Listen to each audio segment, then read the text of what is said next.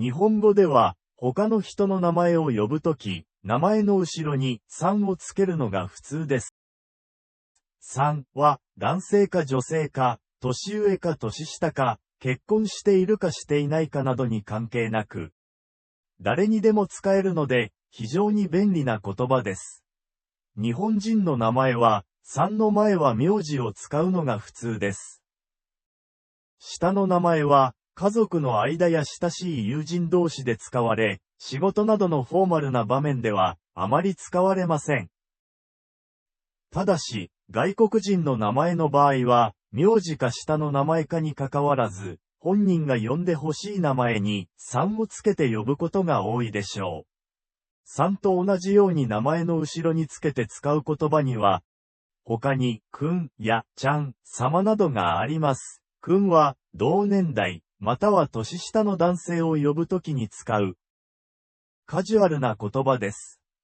ちゃんは、子供を呼ぶときに使うほか、友達同士で非常に親しみを込めて使う場合もあります。様は、さんをより丁寧にした継承で、話し言葉では、店の人が客の名前を呼ぶときに使われます。日本語では、他の人の名前を呼ぶとき、名前の後ろにさんをつけるのが普通です。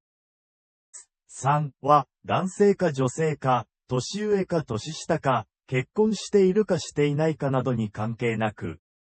誰にでも使えるので、非常に便利な言葉です。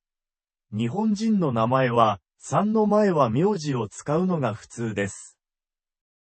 下の名前は、家族の間や親しい友人同士で使われ、仕事などのフォーマルな場面では、あまり使われません。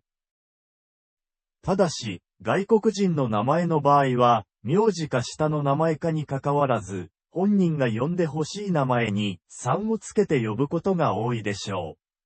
さんと同じように名前の後ろにつけて使う言葉には、他に、くんやちゃん、様などがあります。くんは、同年代、または年下の男性を呼ぶときに使う、カジュアルな言葉です。ちゃんは、子供を呼ぶときに使うほか、友達同士で非常に親しみを込めて使う場合もあります。様は、さんをより丁寧にした継承で、話し言葉では、店の人が客の名前を呼ぶときに使われます。